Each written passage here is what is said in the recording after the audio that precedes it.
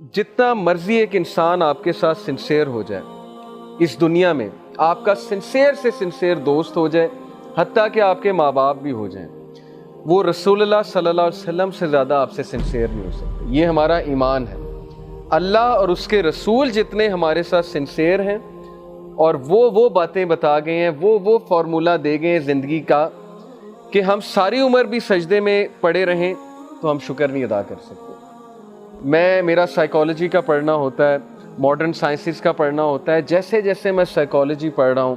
Motivational speakers کی باتیں سن رہا ہوں، اتنا میں اپریشیٹ کر رہا ہوں کہ سبحان اللہ، نبی صلی اللہ علیہ وسلم کی سنت، ان کی روٹین اور اسلام کا ضابطۂ حیات ایک پرفیکٹ سسٹم ہے جو فری میں اللہ نے دے دیا۔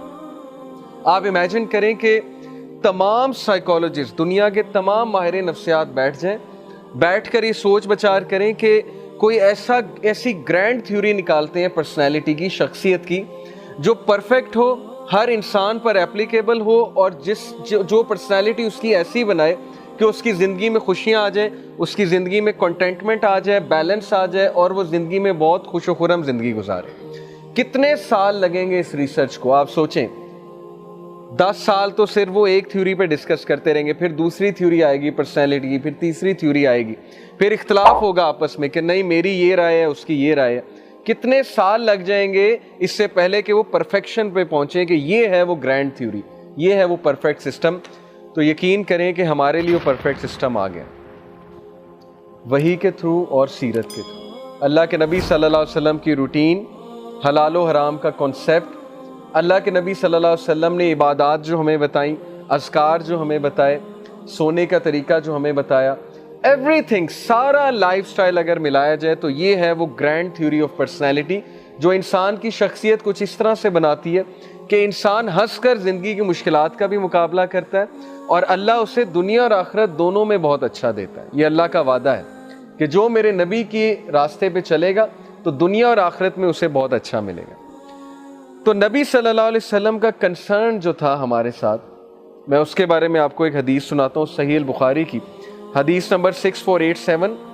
My example and the example of the people is that of a man who made a fire۔ میری مثال اور لوگوں کی مثال ایسی سی ہے کہ جیسے ایک شخص ہے، اس نے ایک آگ جلائی،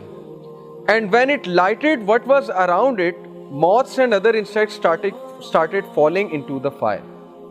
اور جب وہ آگ جلی تو اس آگ کو دیکھ کر یہ جو ارد گرد کے پروانے تھے،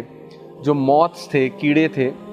ظاہر ہے کہ آپ نے دیکھا ہے کہ پروانہ لائٹ سے جو ہے وہ اٹریکٹ ہو کر، آگ سے اٹریکٹ ہو کر اس کے قریب آتا ہے۔ تو جب وہ لائٹ جلی، وہ فائر جلی، تو یہ پروانے اس کے قریب آنے لگے۔ The man tried his best to prevent them from falling into it۔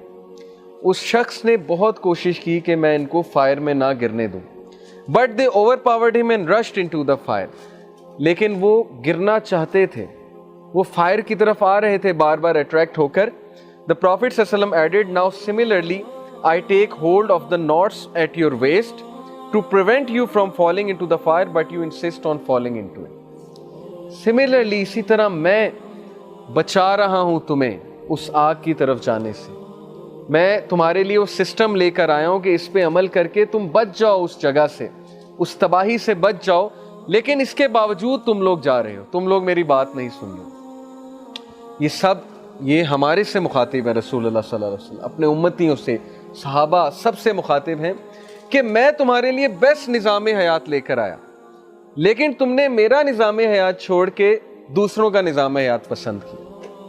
میں نے تمہیں بیسٹ روٹین بتائی، میری سنت بیسٹ ہیں، اللہ تعالیٰ تمہیں کہہ رہے رحمت للعالمین ہے، لیکن یہ ساری باتیں اگنور کر کے تم نے ان لوگ کا وے آف لائف اڈاپٹ کیا جس کی وجہ سے اب تم فائر کے قریب جا رہے ہو، ڈسٹرکشن کے قریب جا رہے ہو۔ اور وہ اتنے رحیم ہیں ہمارے نبی صلی اللہ علیہ وسلم کہ وہ کہہ رہے ہیں کہ میں ہاتھ پکڑ کے تمہیں نکال رہا ہوں، میں بچانا چاہتا ہوں تمہیں۔ اور آج نبی صلی اللہ علیہ وسلم کی سیرت اسی لیے ہے کہ ہم اسے پڑھیں اور ہم بچ جائیں، ان کی سنت اسی لیے ہے کہ ہم انہیں پڑھیں اور ہم بچ جائیں، ان کی احادیث اسی لیے ہیں۔ لیکن افسوس کی بات یہ ہے کہ ہمارے لیے پروفٹ صلی اللہ علیہ وسلم، ایون دو ہم ان سے محبت کرتے ہیں، ہم کہتے ہیں ہم ان سے بہت پیار کرتے ہیں،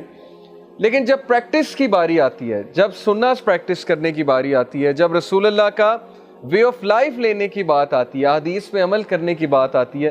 تو تب پتہ نہیں ہمیں کیا ہوتا ہے، ہم اپنی خواہشات کو فالو کرتے ہیں اور نبی صلی اللہ علیہ وسلم کی حدیث کو ہم سائڈ پہ کر دیں، تو یہ تو کوئی محبت نہ ہو۔